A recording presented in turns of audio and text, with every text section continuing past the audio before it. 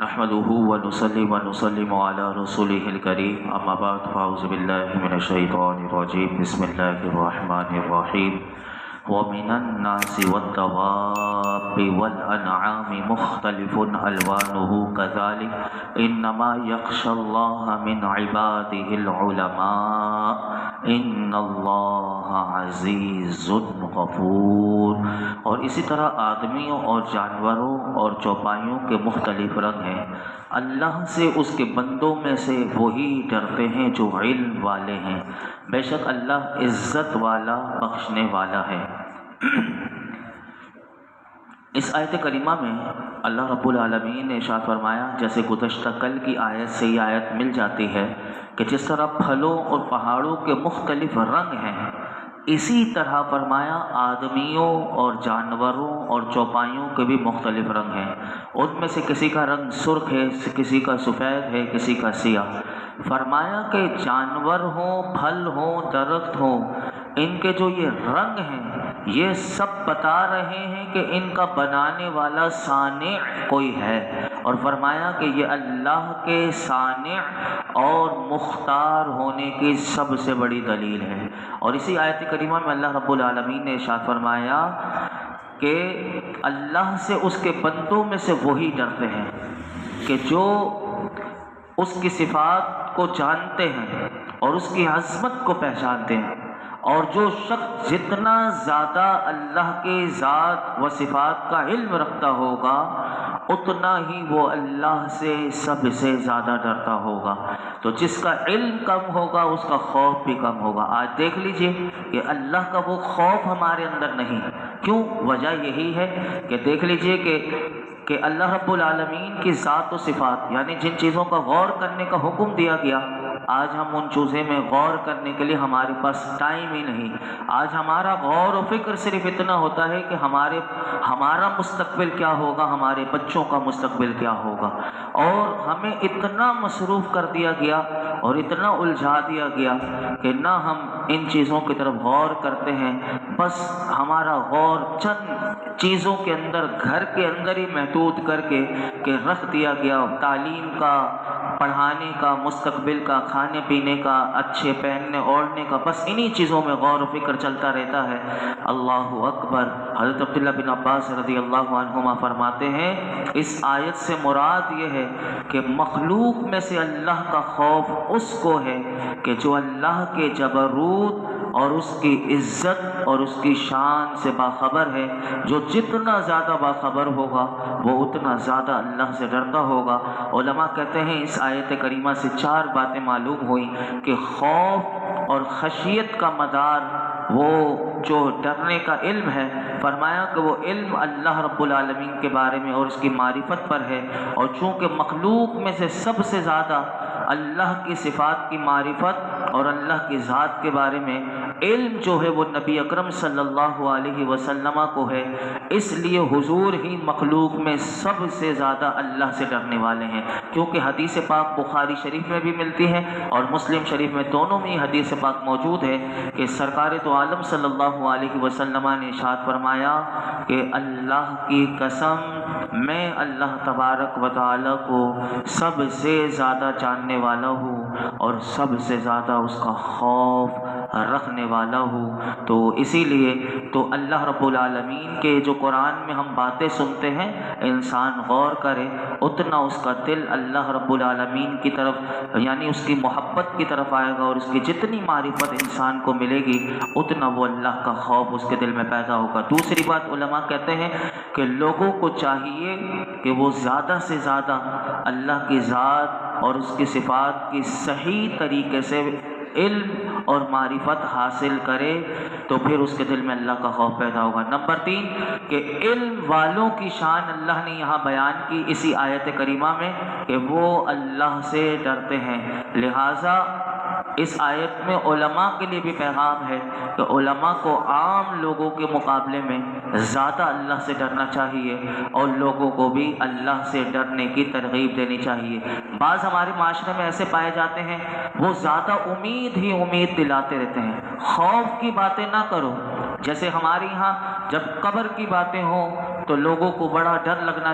موت کی باتیں ہوں یا موت کے بارے میں بتایا جائے تو لوگوں کو ڈر لگنا شروع ہو جاتا ہے۔ قبر کے احوال کے بارے میں، حشر کے دن کیا ہوگا یہ بتایا جائے تو لوگوں کو بڑا عجیب سا لگتا ہے۔ تو یہ بھی یاد رکھیے کہ ایمان نام اسی چیز کا ہے، امید اور خوف دونوں کے بیچ میں انسان رہ کر زندگی گزارے۔ تو یہاں پر یہی بات بتائی گئی، اور حضرت علی رضی اللہ تعالیٰ عنہ نے اس بات کو مزید واضح کر دیا کہ شیر خدا فرماتے ہیں صحیح معنوں میں فقیہ کہتے ہیں سمجھدار کو بھی جو سب سے زیادہ فہم رکھنے والا ہو۔ مولا علی فرماتے ہیں صحیح معنوں میں فقیہ وہ شخص ہے کہ جو لوگوں کو اللہ کی رحمت سے مایوس بھی نہ کرے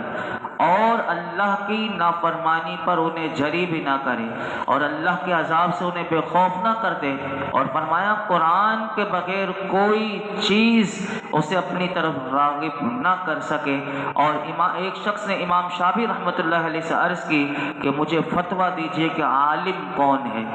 عالم ہمارے یہاں بس یہی ہوتا ہے کہ عالم کون ہے جس نے درس نظامی،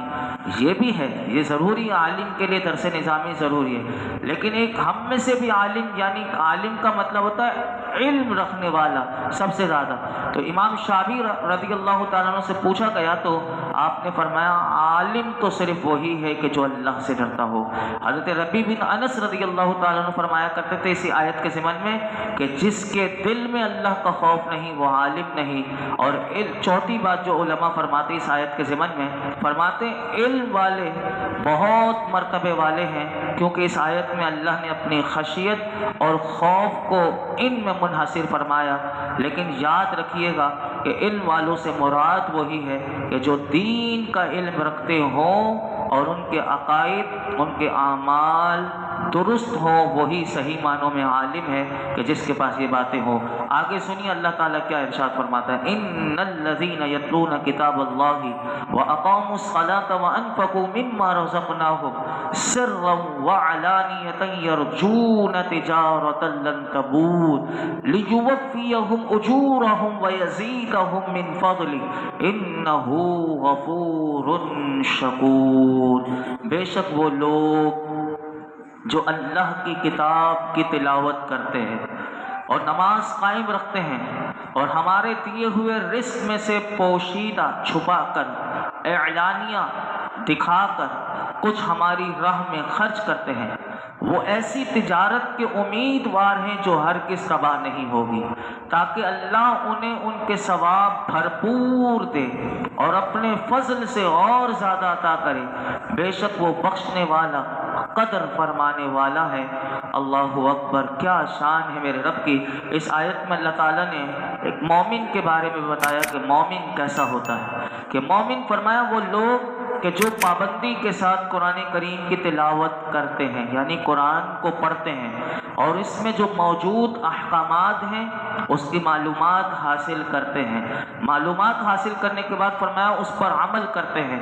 نمازوں کو ان کے اوقات میں ادا کرتے ہیں، تیسرا کام یہ کرتے ہیں کہ ہمارے دیے ہوئے رزق میں سے پوشیدہ اور اعلانیہ کچھ ہماری راہ میں خرچ کرتے ہیں۔ فرمایا یہ کام کر کے وہ ایسی تجارت ہم سے کر رہے ہیں کہ جو ان کی تجارت ہرگز تباہ نہیں ہوگی، اور یہ ایسی تجارت ہے، ایسا بزنس ہے فرمایا کہ اللہ رب العالمین ان کے اعمال کا ثواب انہیں بھرپور دے گا، اور فرمایا اپنے فضل سے اور اپنی رحمت کے خزانوں سے انہیں اور زیادہ عطا کرے گا، کہ جس کے بارے میں ایسے لوگ عمل کرتے وقت انہوں نے تصور تک نہیں کیا ہوگا، کیونکہ اللہ کی شان یہ ہے کہ وہ اپنے بندوں کی خطاؤں کو بخشنے والا اور ان کے نیک اعمال کی قدر فرمانے والا ہے۔ یہ دیکھیے کیا شان ہے میرے رب کی کہ اعمال کی قدر اللہ فرماتا ہے، یعنی اعمال بندہ کرے تو صحیح، یعنی اللہ کے لیے کرے، اللہ اس کے اعمال کی قدر فرمانے والا ہے، اور گناہ ہو جائیں تو وہ بخشنے والا ہے۔ یاد رکھیے گا کہ اللہ کرے کہ ہم بھی ان لوگوں میں آ جائیں کہ جن کو قیامت کے دن عرش کا سایہ ملے گا۔ اللہ اکبر، کون لوگ ہیں جن کو عرش کا سایہ ملے گا؟ سنیے، اللہ کرے کہ یہ 7 لوگوں میں سے ہم بھی یہ کام کرنے والے بن جائیں۔ حضرت ابو ہریرہ رضی اللہ تعالی عنہ فرماتے ہیں، یہ حدیث بخاری شریف میں ہے کہ نبی اکرم صلی اللہ علیہ وسلم نے ارشاد فرمایا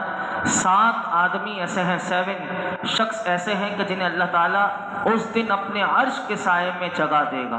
کہ اس دن اس کے عرش کے سائے کے سوا کوئی سایہ نہ ہوگا۔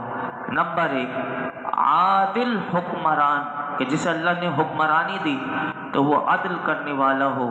بالکل ایسے ہمارے خلفائے راشدین کا دور گزرا، دیکھیے کیسے عادل تھے۔ فاروق اعظم کا نام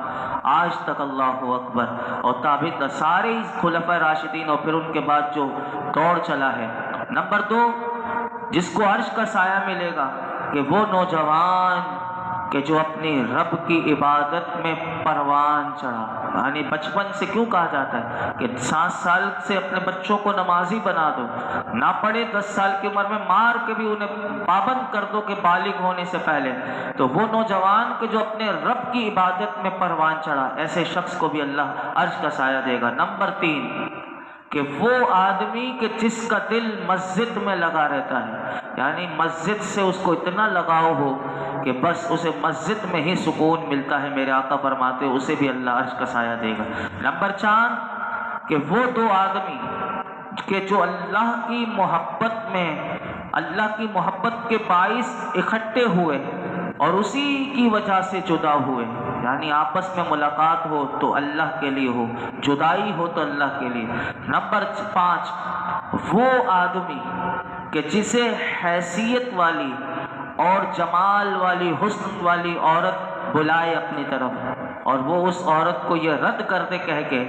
کہ میں اللہ سے ڈرتا ہوں، یعنی برائی کی طرف نہ جائے، اس کے حسن کی طرف نہ جائے، اس کے مال پیسے کو دیکھ کر اس کی طرف نہ جائے، بلکہ اللہ کا خوف اس کے دل میں ہو اور اس کو ریجیکٹ کر دے، میرے آقا فرماتے ہیں اللہ اسے بھی عرش کا سایہ دے گا۔ نمبر 6 فرمایا وہ آدمی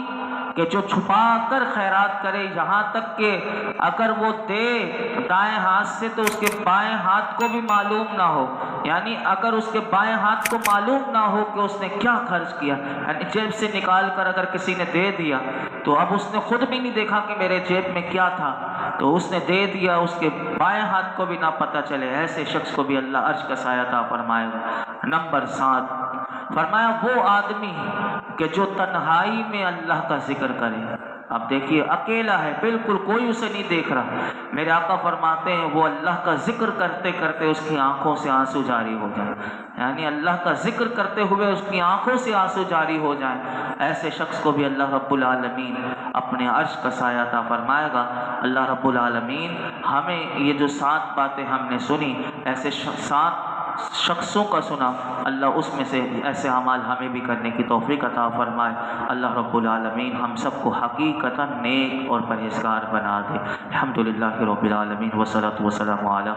سید الانبیاء والمرسلین وعلی آلہ واصحابہ اجمعین۔ اللہ پاک جو کچھ سنا اس میں کوئی غلطی کوتاہی معاف فرما دے، اپنی بارگاہ میں قبول فرما۔ رب کریم قرآن حکیم کا نور اور اس کا فیضان عطا فرما دے یا رب العالمین۔ ہمارے تمام صغیرہ کبیرہ گناہ معاف کروا دے، ہمیں نفس و شیطان کے ہر وار سے بچا لے، ہمارے والدین کی، میرے آقا کی تمام امت کی بے حساب مغفرت فرما یا اللہ۔ درس قرآن کی برکت سے یہ جتنے حاضرین موجود ہیں جس کے دل میں جو مراد ہو پوری فرما دے اللہ۔ ہمارے گھر والوں میں اعزہ وقارب میں جو بیمار ہیں پروردگار عالم سب کو شفا دے دے۔ ہمارے حاجی محمد امین صاحب کی اہلیہ محترمہ بہت بیمار ہیں، پروردگار عالم انہیں شفا کاملہ عاجلہ عطا فرما یا رب العالمین۔ محمد عمر 18 سال کا نوجوان جس کے گردے ختم ہو گئے، مولا کریم اس لڑکے کو بھی شفا کاملہ عاجلہ عطا فرما۔ جو ہمارے گھر والوں میں، بچوں میں، بیوی میں، گھر والوں میں، ماں باپ میں، اللہ حضور کی امت میں، فلسطین کی سرزمین پر جتنے زخمی ہیں اللہ سب کو شفا عطا فرما۔ آج تک ہم نے جتنی دعائیں کی ہیں آئندہ کریں گے سب دعاؤں کو قبول فرما۔ وصلی اللہ تعالی علی خیر خلق محمد وعلی آلہ وصحبہ اجمعین۔